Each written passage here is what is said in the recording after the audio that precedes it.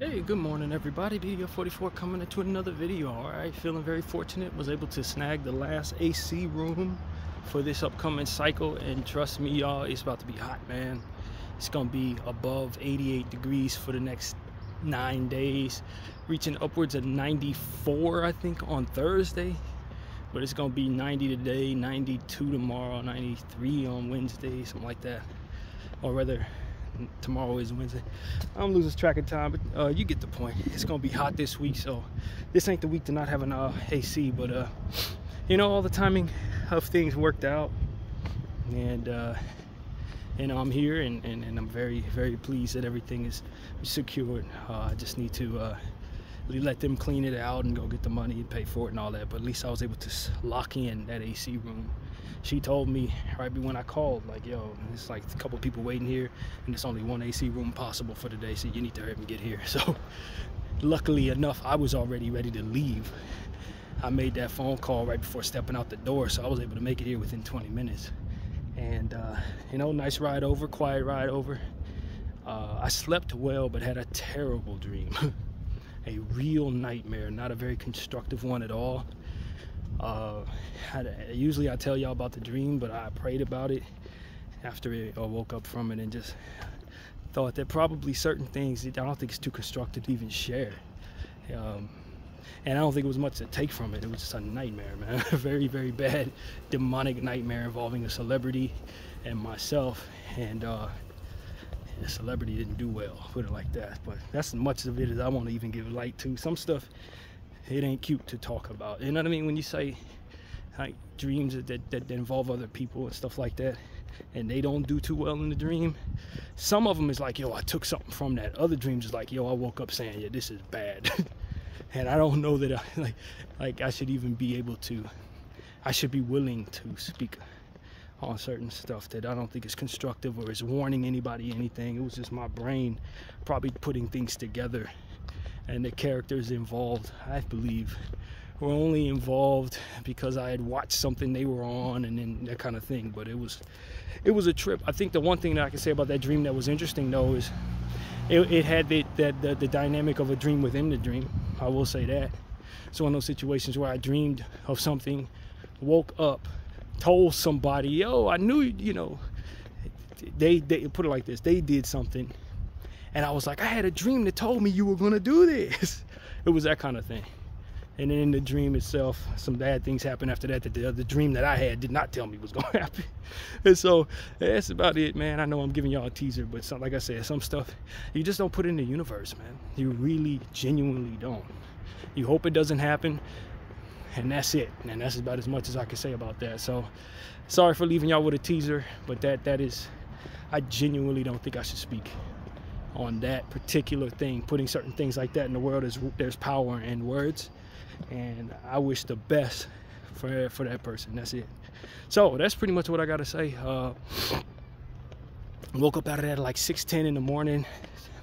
I tried to go back to sleep a little bit. I might have winked between like 7:25 and 7:45, but I woke up 7:45 and you know, got out of bed rather, and just been you know, enjoying my morning, man. Good shower over there, good room, good breakfast, everything was good, and I made my way over on time. And I got a lot of grocery shopping to do today, but I'm gonna be able to knock some of this out right now on the Target run. But I do have to go pick up some meat from Trader Joe's, so what I'm likely to do is just keep it local with the Trader Joe's run later on after I get settled in the room. Because I know me, I'm not gonna eat that meal without getting that meat. It's not happening. But it's gonna be hot. I think at the end of the day though, I'm up for it, whatever I need to do. Unfortunately, I don't get paid, quote unquote, until the 7th, and today is the 5th, so it would be me sitting for 2 days without my meat and my food if I want to wait until that happens. So I'm not going to be doing that. I'd rather use what I have left, exhaust it, maybe use some cash if necessary, but I might have enough to get what I need done today. I might. And of course, got to secure the money for the room right now. and all of that. Thankful my uncle continues to come through. He asked me to look for a church home this week. I don't know. I mean, does it really work that way, y'all? Honestly, like, I could lie. Like, it's very easy for me to say, yo, I found a church home. Go to a church, look around, leave. You know what I mean? But that's not a church home. That's not an actual. You know what I mean? It's not a church home. You don't find a church home like that, in my opinion. You gotta really be on a search. You gotta want it, and then when you find what you're looking for, you gotta be inspired to keep going. That's not organic. I don't really want to do that. That's not my choice at all. That would be what my uncle wants me to do, and I'm bad at that type of stuff. I'm bad at doing what other people want me to do. I'm terrible at it, like literally. And so I want to respect my uncle, and I think he has a right idea about what church can potentially be for me in terms of like resources, not resources, but like programs and stuff like that. If the church has those type of programs, that'd be cool. But I'm not really sure if any of the churches that I'm set to find would really provide what it is he has in mind. You know, I don't know. Nothing I've ever seen out here has that type of thing. So I don't know, man. I give it some prayer. I don't particularly know what God wants to do that in that regard, but you know, that particular request is very much in place. And so for me, it's like, I guess, fam. I mean, I was raised to believe that going to church was important. You know, my mother went to church. She believed in it. She found church homes regularly. She would try to find her way there.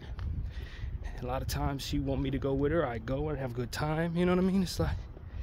It's not like I'm so against church, like I'm the anti-church guy. I'm not. I'm really not. But as far as it being something that I just have to do, I wasn't raised to believe that I'm doing something wrong if I don't go there. You know what I mean? It's good if I do, but it's not bad if I don't. You know, especially if you have a relationship with God, which is what it's really all about. And the religion we believe in teaches about the relationship, not just a presence in a church. You know, but I think the idea is that we are a social entity. People are a social people. We like to be around others. We like to, you know, fellowship and whatever it is that we do. So as a result of being that, you need to also to fellowship in church. If you're gonna fellowship when you go to the club, and fellowship go to the bar, fellowship when you go to the game, fellowship when you go to the mall, you know, go to friends' outings and stuff like that, people's houses, whatever, weddings, etc. If you're gonna go to these things as a social intention, then you should balance that out by having your spiritual aligned with your social nature. The problem is with me is I'm not wired like that. I'm not social at all. I don't go to any of these places. I don't want to be around people at all. Like, you know what I mean? So for me, I'm not a social person. It's probably best within my walk of life to have a practice that balances out my anti-social nature, which is what I have. I pray in the shower every single time. I read the Bible and my devotional every morning. I meditate alone in prayer to the Holy Spirit often, very often. Daily say my affirmations and prayers that are chants in hopes of improving myself, improving others. As you guys know, the relationship is getting stronger, you know, by the day. My trust in the Lord has grown significantly, especially being in this situation where I had to lean on faith to just manage, you know what I mean? It's like, it's not like I'm lacking in that area. It's not like I'm just sitting back all day long not doing anything that has anything to do with God or something. You know, that's not the life I'm living. I've been there. I was in that space about 6 years ago. You could say I was definitely in that space. But right now, nah, my relationship with God is intact. I'm sober. You know what I mean? And I'm hearing the word of God. I'm quicker to listen to that voice inside of me that my mother would always tell me was the Holy Spirit as a comforter and trustworthy. I lean on that for everything. So it's like, what you're looking for in church, I already have.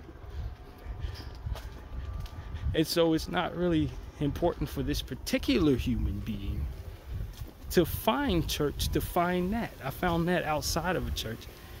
And being in those social spaces are not natural to me.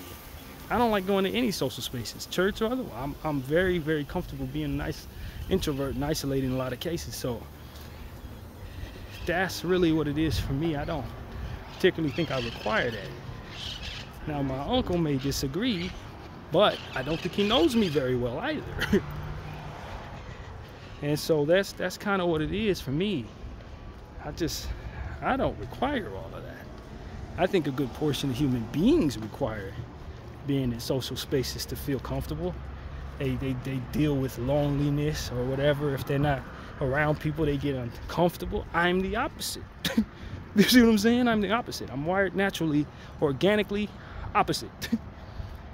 So it's like I get those feelings uncomfort in that when I am around people. And so for me, it's like I don't want to go around people that have to have a relationship with God, especially when there's so much negativity attached to the way that it's done a lot of the time.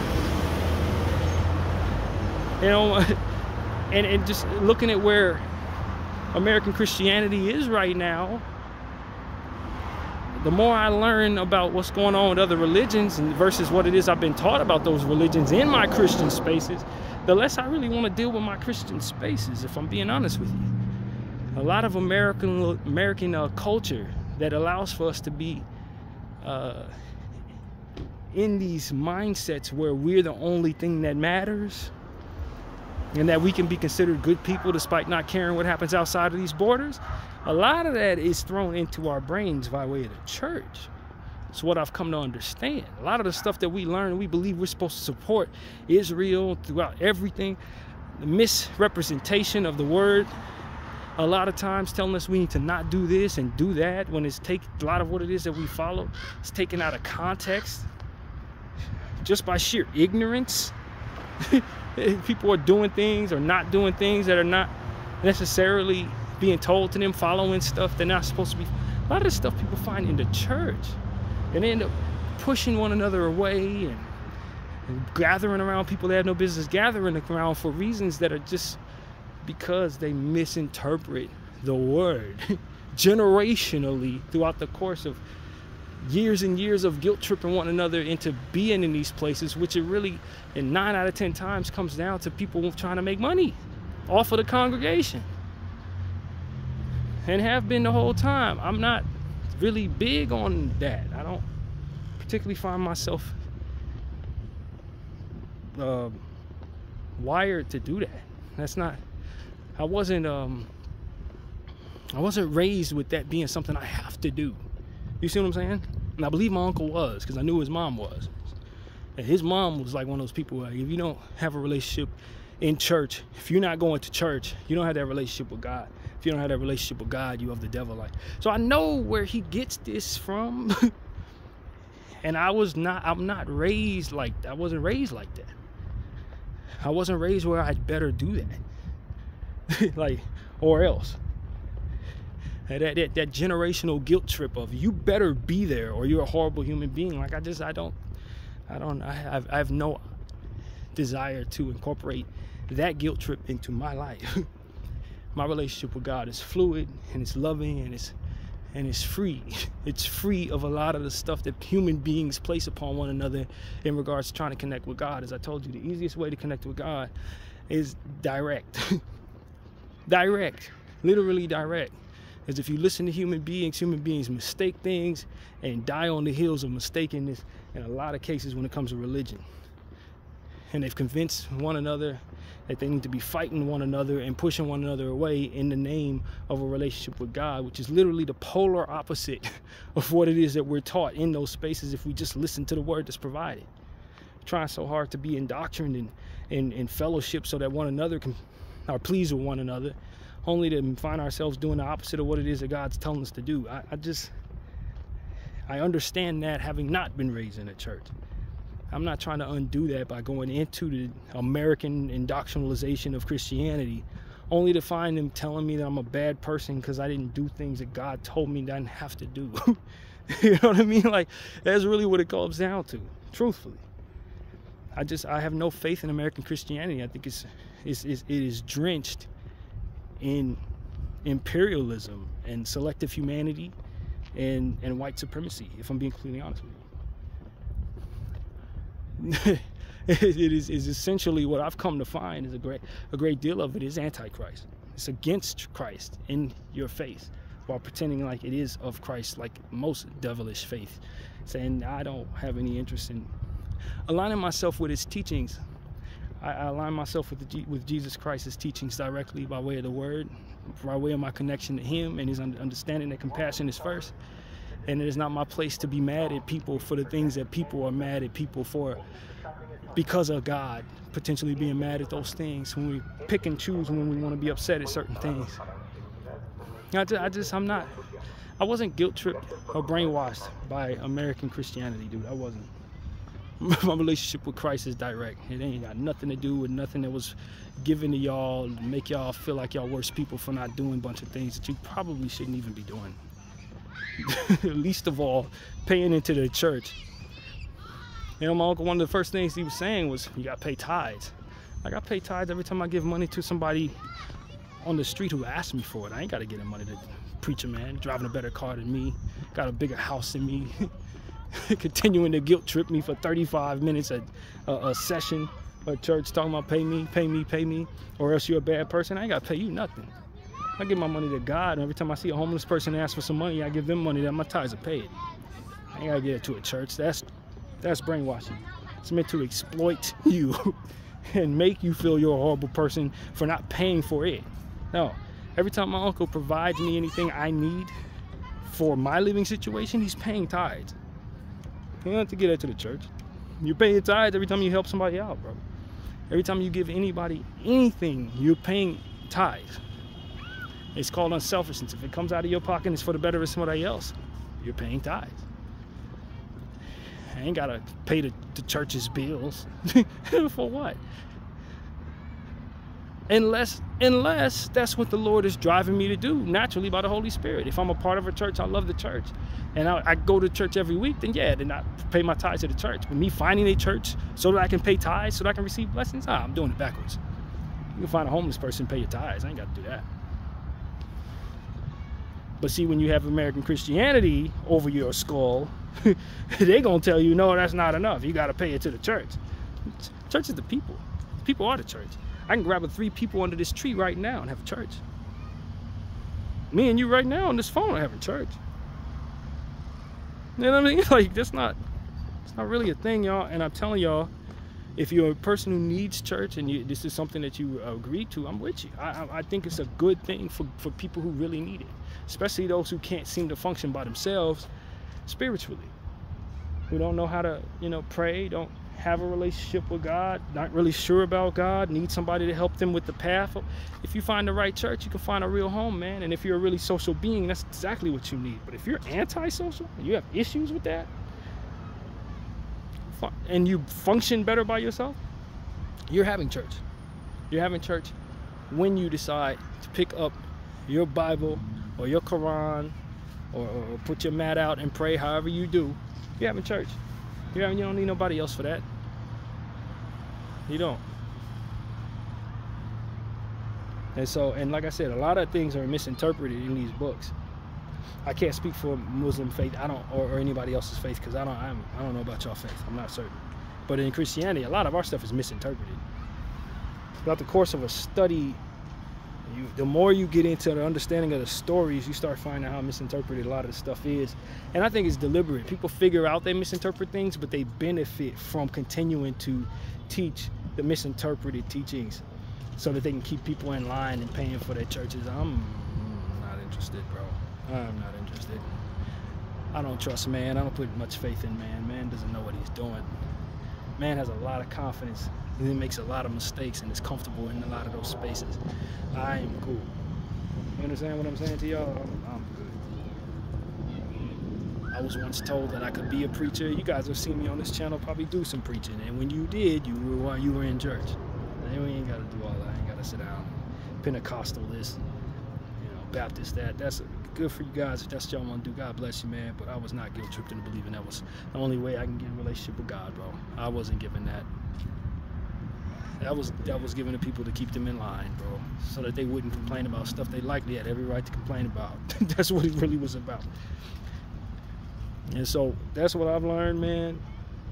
The best thing the slaves were given is a relationship with Christ. I stand by that. But some of the stuff that y'all was given along with that was meant to keep you comfortable with being slaves, not necessarily meant to empower you to resist that oppression. And that's what I've come to know. It's not just what I think, it's what I've learned. And so for those who are turning away from Christ because of it, I don't blame them, but I just tell them that I know Christ. He's helped me when I call his name. So whatever lane people are in talking about Christ, this and that have turned you off, that's exactly what it's meant to do. It's meant to turn you away from Christ entirely, not just religion. Anytime someone does something evil while wearing one of God's hats, it's meant to turn you away from God and make you want to have nothing to do with God. But like I said, the shortest distance between two spaces is a straight line, man. Talk directly to God, and he will talk directly back to you. This is what I've learned. If you read the signs that he provides you, you will learn in your own walk of life, no matter what your walk is, you will see him show up. And that's literally all I've needed. That's literally all I've needed. So that's what I want to say to y'all, man. I understand that our community, we have guilt tripped one another over the years to do what it is that we were taught to do. But a lot of this was done in the arena of white supremacy and slavery, man. And the more you learn about others and what it is that their plight is and how white supremacy worked in different regions, the more you realize you can apply what you see there to these places and see the same plays being run on you. And then once you start seeing what those plays are, you have a choice. Either you keep running with it as if you don't understand what's happening to you, or you wisen up and move in a way that allows for you to take the good from what it is that's provided from you and use it to your best and discard the rest. Because that's what balance of what it is that blacks need to do, particularly blacks need to do in this place of religion. Because if you allow those who are mistreating others in the name of religion to influence your intentions toward God, you will have missed your blessing. That's what I know. And you would have played right into their hands. Exactly what they want you to do. So worship them and not God, as they do the will of the enemy. So this is what I'm here to say, man. I'm not interested in going to church. If a church comes my way that I love and I find fellowship there and all of that, I'm great. But as far as me like thinking that a solution is finding some church and then calling it a church home and then paying tithes and then from there things are going to work out in my life, I absolutely and utterly know better. I literally know better. And I'm teaching people to just have that relationship intact, man, and give. When you see somebody on the street who needs something and you know they're asking you for a quarter, that's when you can pay your tithes, ladies and gentlemen. That's when you pay your tithes. When you gave them your money, that money is gone to the Lord, out into the wind in an unselfish way that allows for him to say that, you know, you did what he said ultimately he wanted you to do. Now, if there's a certain percentage that it says in the Bible, you know, tenths of what you make or whatever, that's what you give. Find 6 or 7 homeless people each week, give out a portion that collectively comes together to be a tenth of what you make. That's how you pay your tithes, man. That's how you do it. Now, if you, like I said, if you belong to a church, I'm not trying to keep you from paying your tithes to the church. Church need the congregation's help. If you're a part of a church, then of course paying your tithes and helping others, if you got it to give, is very, very blessed. You'll help a lot of people. But like for those of us who barely have anything, we going, let me go to the pastor, and the pastor's driving around a Cadillac, and you got there on the bus, and you barely paying your rent. Yeah, at some point in time you got to realize you be a guilt trip, buddy. That ain't of God. That's not of God. And first thing out of his mouth is, you got to pay tithes. You're not doing by the Lord if you don't give me your money. Yeah, you being con, friend. I walk out of that church and the same money I would have given that man, I'm giving to somebody on the street who could actually use it, who actually needs it. And when you align that logic to what it is that you do in other areas of life, doesn't that make more sense in other areas of life? But when it comes to what it is we've been guilt-tripped and believing is what we're supposed to do, suddenly we just align with that. You know dang well that's a con. You wouldn't trust a person on the street running that game on you. But you trust him because he's wearing a robe, right? You know who else wear robes? KKK wear robes. You know what I'm saying? I'm not interested, bro. I'm sorry. I'm not rolling. I understand my uncle really believes that this is something that needs to be done, but I definitely know better. I do like church when I go and have a good time, but as far as me being there every week to connect with God, it's not required for me. It's not something even the Lord is even asking me to do. He's really not. I can tell you exactly what the Lord has asked me to do over the last couple of days. He's asked me to stay away from self-pleasure sexually. That's exactly what the Lord has asked me to do. On the 28th of July, while I was getting ready to get in the shower, a voice in my head that I trust very much said, give me 30 days. None of this. None of that action. 30 days. And I was like, God, I don't even think I can do that. I don't want to do that. Last time I did that, I was in a space where I was afraid to make you unhappy. I had just gotten myself in a situation where, you know, I had gotten evicted from my apartment, and the first thing I was thinking is I don't want to make God angry, and I don't feel comfortable where I've landed, so I don't know if, you know what I mean? I don't know if I can be in this space and feel comfortable doing something like that when there's so much stress in my life, so much going on. I'm afraid to anger God. I'm not going to do anything of the sort. That was the last time I took that much time, took time away from that type of action, because I'm already a person who's celibate. I'm already a person who doesn't date or anything, haven't dated in a long time. So it's like, as a man, you take care of yourself in that way, respectfully to those who don't care about this information, which is probably everybody. But I think the moral of what it is I'm trying to say is, when the Lord wants me to think something or do something, you tell me directly. Directly. Like, it ain't no questions asked, no wondering. At this point, with the relationship that I have with God, He will tell me, hey, you need to do this or not do that. It's not even about, well, maybe, I don't know, what did that person tell me God said on my behalf? No, that's none of that. Not in this relationship with God. At this point, it's like, yo, I'm telling you, 30 days. 30 days. And sure enough, what has it been? Today is the 5th. I followed it. I told the Lord, look, we're going to cut the days into halves. Mornings and at nights. You get me through the mornings and at nights, I know I'm never going to do anything stupid during the daytime in that regard. I'm out, I'm doing what I got to do. But in the mornings and at night, if you can just help me with what it is you've asked each and every day, we'll take it by halves. And if we win battles throughout the course of the half of the day, I think we can load up to 30 days. I think I can do it. With your help, Lord. And so I've been staying away from it.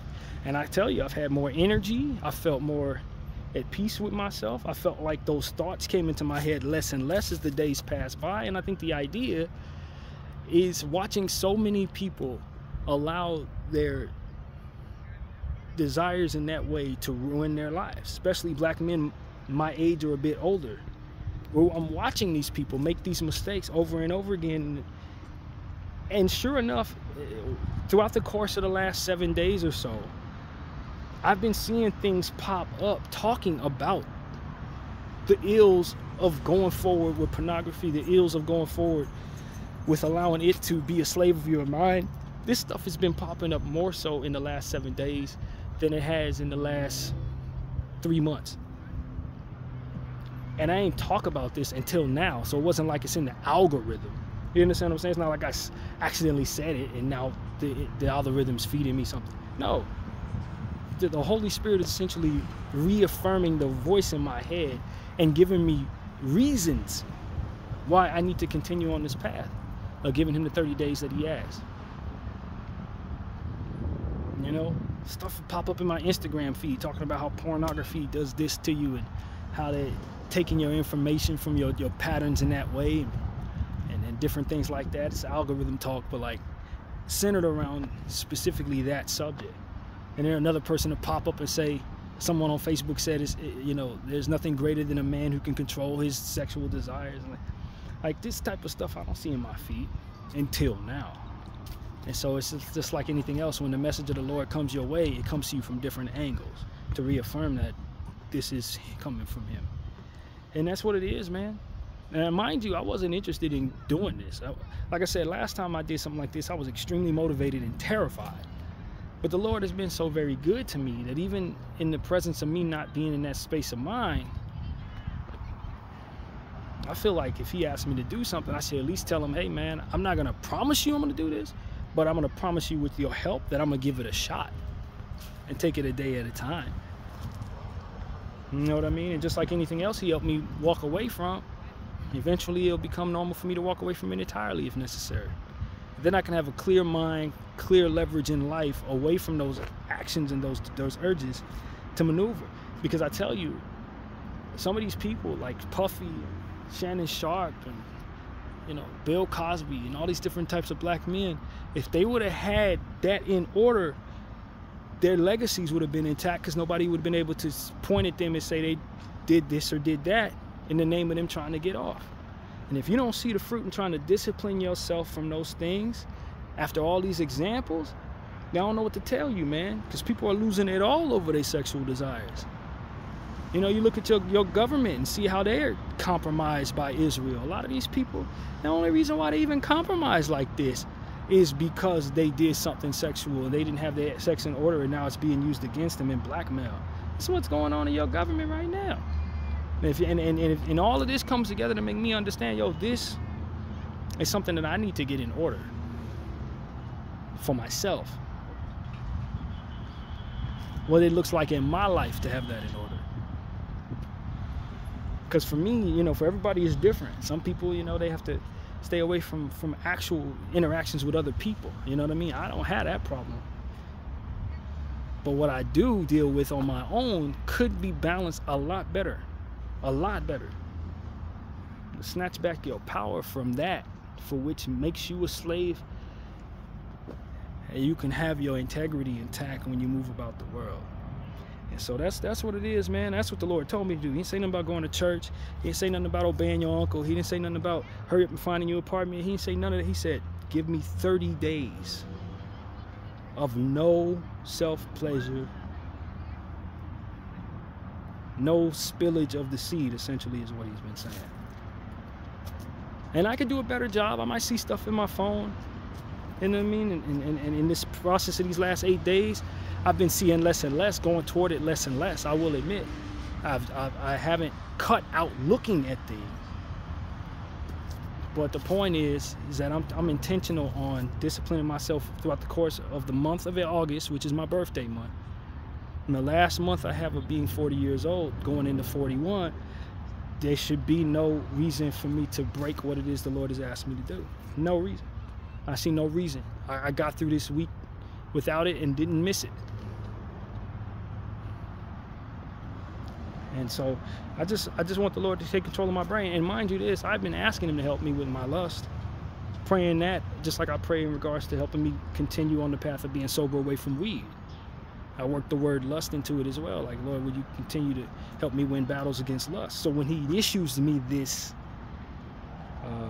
mission, or whatever you call it, I know that I've prayed that he helped me in this area. So it's in my best interest to let him do what I've asked him to do. And so maybe that's why he issued me these 30-day challenge or whatever. It's because I asked him to, in more or less ways, control that aspect of my brain so I don't fall into spaces that are not meant for me, choosing things I don't have any business choosing simply because of the subject at hand, because of that. And I'm watching a lot of people make a lot of mistakes. A lot of people. It's not just black people, famous people. I'm seeing people in different situations, and not just politicians. I'm watching people hurt their lives for prioritizing sex. They prioritize sex over different things that should be prioritized ahead of that, thinking they're with the right person for that subject, that reason. thinking they with the wrong person because that part of the situation isn't sorted out. Like you're prioritizing the wrong things, you end up with problems. You discipline yourself against that and you erase that from being something that you're a slave to. Now you're in a space where the things that most matter are too aligned with your priority system.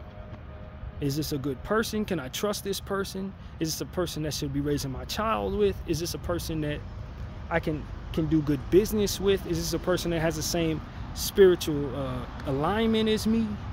Does this person look like I may be able to take them somewhere without being embarrassed? If you prioritize the wrong things and you have the wrong things on your sleeve, you're going to prioritize those things and neglect other things because that box is checked. That box is not nearly as important in the grand scheme of things in your life as those other boxes. But man, if you are a slave to this and you don't have that under control in your head, you're most definitely going to do the wrong things in regards to welcoming people into your life, positioning yourself in their lives with those contingencies in place that this be aligned because you prioritize it over other things that would otherwise let them kind of fit in your life as the blessing the Lord wants them to be. It just becomes a situation where it's like, where do you begin to fix that? Once you discover that this is a problem within yourself, what does it look like when you try to take back your power from that? And I think this is kind of what it looks like. You got to just say, hey man, God, will you help me with this? If he issues you a 30-day challenge, if you see it that way, then you follow that 30-day challenge. Take a half day at a time. And throughout the half of the day, if you win that battle, you say, thank God for helping me win that battle. Let's work on the second half of my day, each day, until you reach that 30 days. And whenever you hit that 30-day point, and you figure out what you want to do next, but you know that you discipline yourself against that for which had you prioritizing things the wrong way. And it don't matter if you straight, gay, whatever you call yourself, however it goes. I think all people need to have this in order so that their leverage in life can be above that for which they find to be self-pleasuring and selfish, whatever that looks like. Selfish, self-pleasuring things that ultimately is supposed to kind of just make you feel great and nobody else benefits from that but you. If that's the stuff that you're prioritizing in life, there's gonna be so many other things that ultimately go by the wayside or slip through the cracks that shouldn't,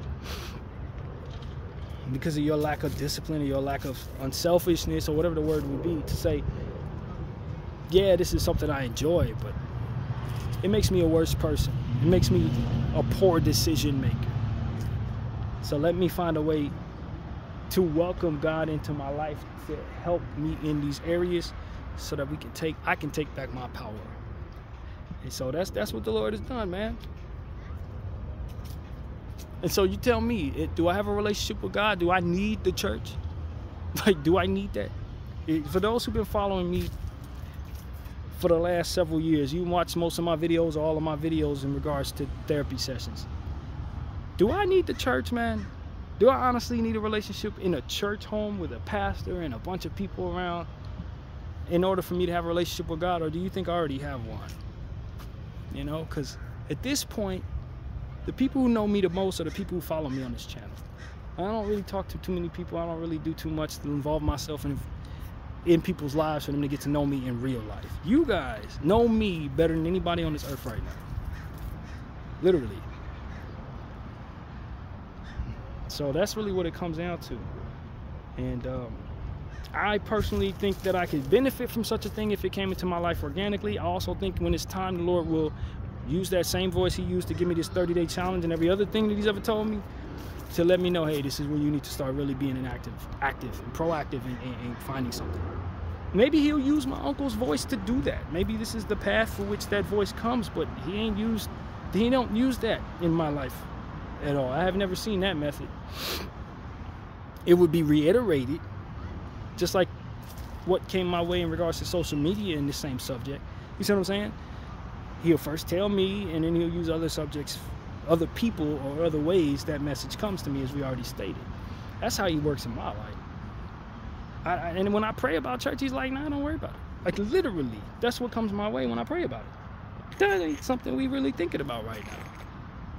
That's not what our relationship is really predicated on in terms of priority. That's just what my uncle is on. That's not what God telling me. I asked my Lord this morning, do you want me to hurry and get back to work? He's like, you are working. We did a playlist yesterday. The playlist 420 was completed yesterday. You know, prayed before making it, prayed after I made it too. In fact, when I made it, I was in prayer. The Lord said, hey, it's time to get your headphones. Let's do this. Like, I'm telling you, that's how he works in my life. So it's like, when I say, Lord, is it time for me to come back to security or something? I ain't tell you to do nothing like that. I ain't tell you to do none of that. I'm telling you exactly what to do throughout the course of your day. I mean, the most important thing you need to be doing right now is this 30-day challenge. You know, that's exactly what you need to be doing. That's what the Lord has been telling me. There ain't much else other than that. He's just saying, I got your back. Don't worry about much. I pray about different people. I got your back in regards to that. I got your back in regards to that. Don't worry about that. He ain't telling me nothing else. And so it's like, look, I don't know if my uncle has that type of relationship with God. I don't know if the Lord is telling him to tell me this. And I don't know. I really don't know how that works. But as far as my relationship with God, it's as strong as it's literally ever been in my entire life. My trust in him is stronger than it's ever been in my entire life. I'm doing better right now, mentally, spiritually, emotionally, and physically than I've ever done in my entire life. Sober, you know what I mean? All types of different energies that, you know, were not in my life just a couple years ago. I didn't know church to get me in that space. No. And so that's really what it comes down to, man. I just, you know, just want to do what the Lord wants me to do, man. I'm not trying to close the door on anything he wants to do. For all I know, he has a great blessing for me in that space. Finding a church home, maybe it's the greatest thing for me, and I will admit it could possibly be. I'm not going to rule that out. It could certainly be. I may come back after finding a church home saying, man, I'm just glad I found one. I'm open to hearing myself say that. That's fine. More than fine. But like I said, the more I dig into spaces where I learn about what this country has done through religion,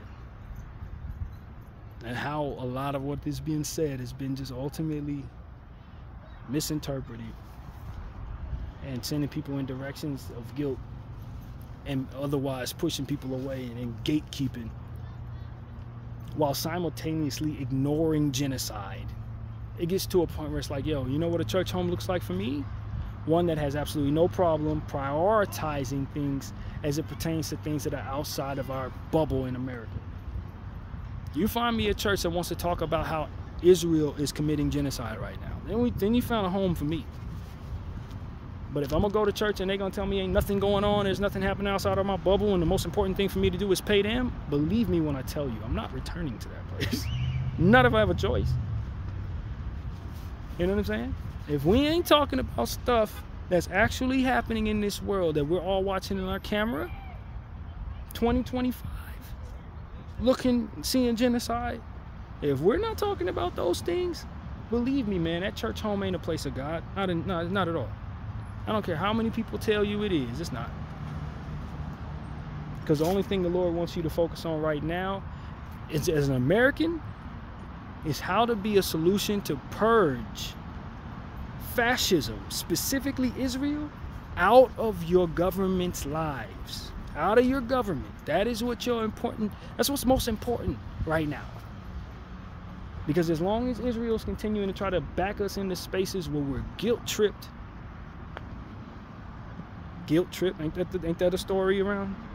Guilt-tripped into believing that we're supposed to align with whatever it is they feel morally is correct, which in a lot of cases is valuing Jewish lives over everyone else, particularly Palestinian children.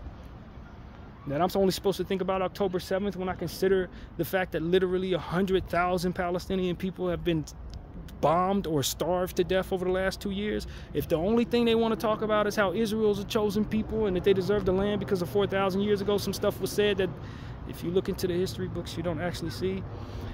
If that is what people are on, if we're going to continue down that path and act like that's not a big problem, you know what I'm saying? then people are going to continue to suffer because of it. And that is what ultimately America's most important responsibility is not to themselves.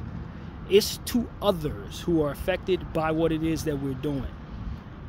And that's what I want y'all to understand. This is one of the most important reasons. I went to church 2 weeks ago, had a great time. Did they mention Israel one time? They mentioned genocide one time? No, at all. No.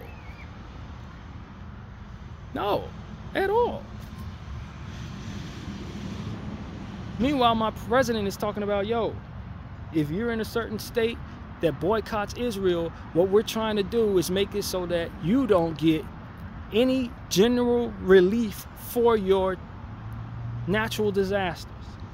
If you are a state that boycotts Israel, we are trying to make it so that when a hurricane comes and hits your house, you can't get government funding, because boycotting Israel is against our policy, and we're gonna dock you the money you need when you need it the most to assure that you don't do it. Like, come on, man. All because he couldn't control his sexual urges around minors. Are you kidding me? Are you kidding me? Because that's exactly why your president is doing that, because he know that Israel know what he did with them islands with Epstein in them and everything else he probably did outside of the Epstein thing. They know. And so as long as they holding that over his head, he gonna continue to do whatever it is that they ask him to do. So meanwhile, while they're trying to commit genocide, hurting children and starving people, they're also trying to make it so that you can't get disaster relief money if you decide you have a problem with it. And you wonder why the Lord has been issuing me 30 days? No, you know what? That's why. Because this is what it is my eyes are seeing in real time. And you think for 1 second I'm not gonna trust God? Or you think I don't believe I have a relationship with God when all of this is going on? Come on, man. Stop playing around. Stop playing around. That's what I want people to understand. I'm thinking. Stop playing with me, man. If the church ain't talking about what I'm talking about, man, I need to be the one talking in the church. They're going to get me off stage once I start talking about Israel the way I'm supposed to, in Jesus' name. Because I filter everything I had to say through him in practice every day.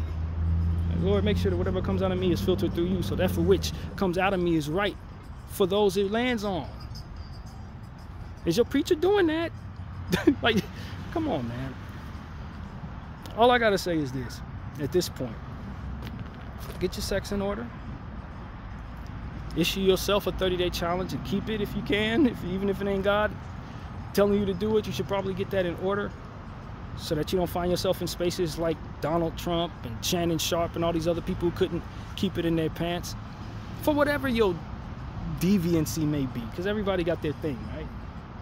You may have, yours may be appropriate today, the other person's may not be appropriate today. It doesn't matter. Whatever you get off on, you need to discipline yourself away from it so it don't become a slave to you, period. Whether I approve of it or not. Especially if I don't approve of it, though. You need to get that crap in order. Because if you don't, the enemy will use it against you in whatever forms or facets, whatever humans he uses to blackmail you.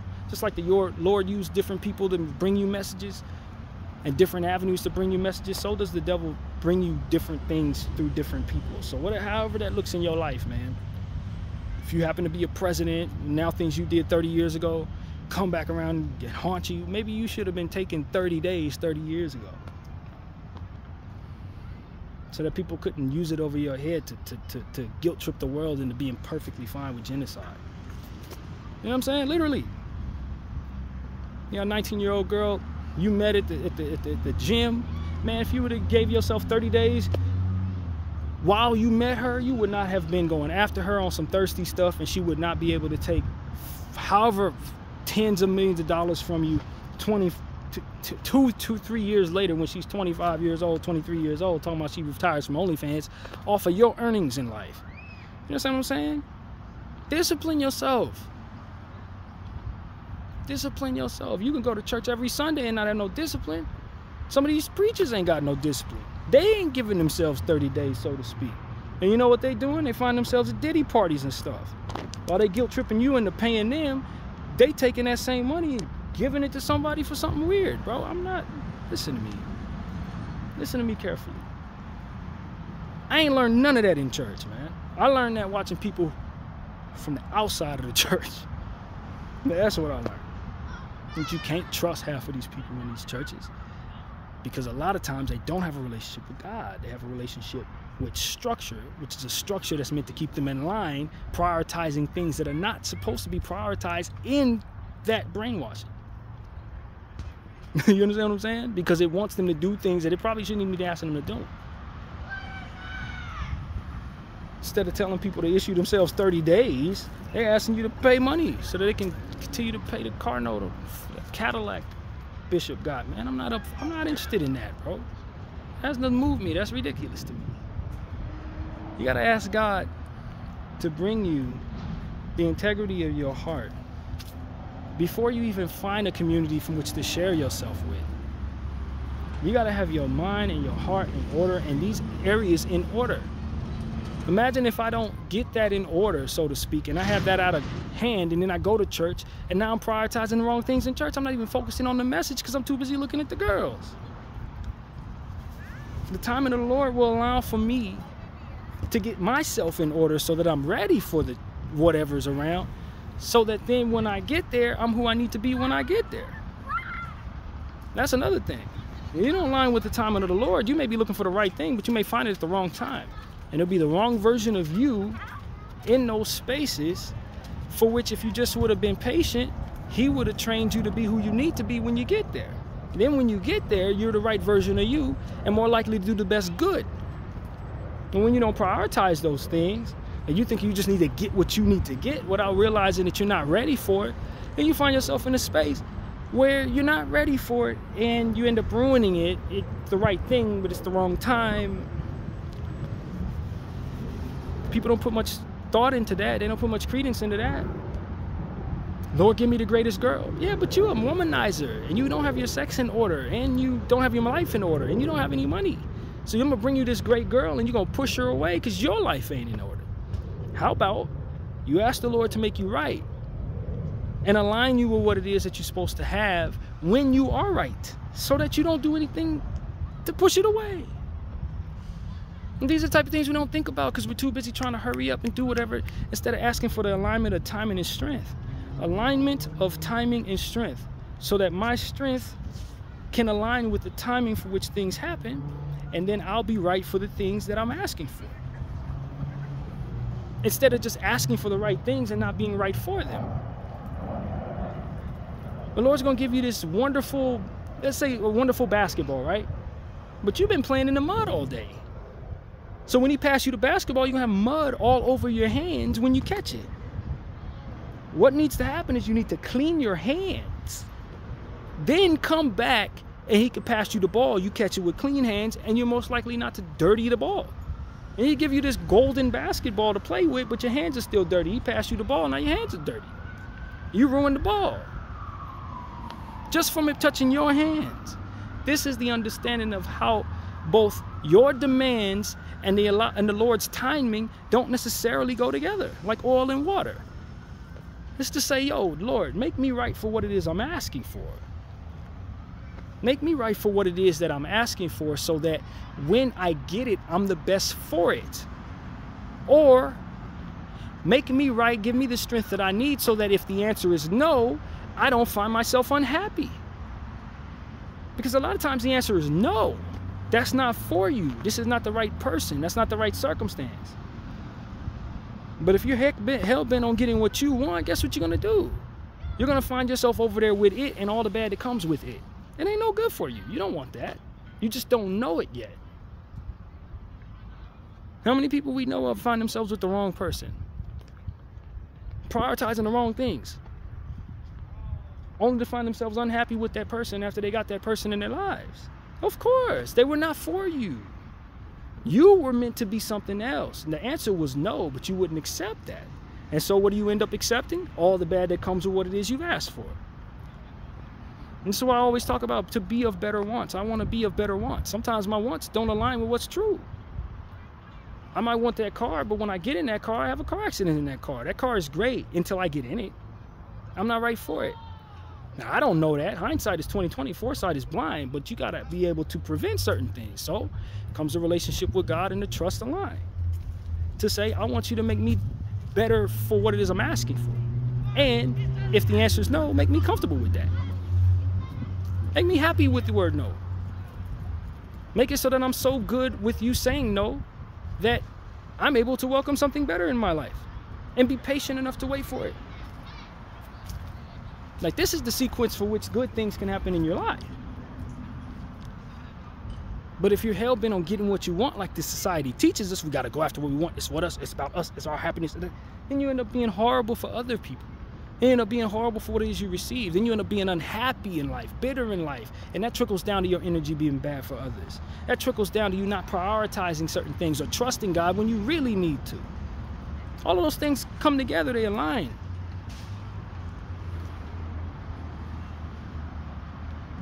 And that's why the relationship with God is so important, because if you had that relationship intact, He'll just have you kind of fall into these spaces organically without it really being a tug of war for your brain. That way, when that horrible thing that dresses up really nicely walks past you, your brain ain't aligned with what makes you attracted to it. You see it for what it is.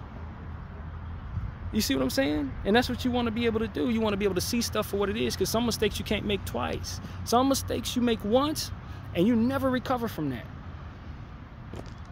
So how do you prevent falling yourself into those traps? By making sure you're right before you get into it, and by making sure your hands are clean beforehand. You see what I'm saying? And so that's what it is I'm trying to ask all of us to pay attention to. If they ain't teaching you this, you see what I'm saying? So what are you doing there? If they ain't trying to align you with stuff that's gonna make you better for what it is you have, or make you, be fathomable. And the word is be able to imagine that sometimes the things you want ain't no good for you. If they ain't teaching you that, what are they teaching you? But some of the stuff we want ain't no good. Some of the times the stuff they asking us to do is not what God wants us to do. You understand what I'm saying? That's the problem. But if you have that relationship with God, can't nobody tell you what God wants for you, because He'll tell you Himself. While somebody's saying you need to do this, and this. I talked to God this morning. He told me something else. He told me something completely else. He ain't telling me to prioritize that at all. That ain't important at all. That's what you got in your head. That ain't what He got going on in me. You see what I'm saying? So these are the type of things that I talk about on my channel, because I want people to really understand that there's a difference between following religion and having a relationship with God. There's a very big difference. Now, you can find the two hand in hand, but you can find them separate a lot as well. And if your compassion is your true north, you'll be fine, man. But compassion for everybody, not just people that look like you, not just people that think like you, not just people that pray like you, not just people that align with what it is that you were told in your religion is fine, because other people, they make God angry, so you got to be angry with Him too. No, you are not God. You don't have to be angered by the same thing God is angered by. I'm sorry, that's a lie. You don't. God hates those type of people, so I got to hate them too. God don't hate nobody. He created everybody. He understands them through and through. You don't. You're looking from the outside in, and you're afraid to even communicate with those people. You don't know them. You hate them because of the concept of what it is that they do, without the context of what it is that they do being present to you. You don't even know why you hate these people. You just know that everybody else does. You agree with them. Bdf 44. I thank y'all for watching. Wow.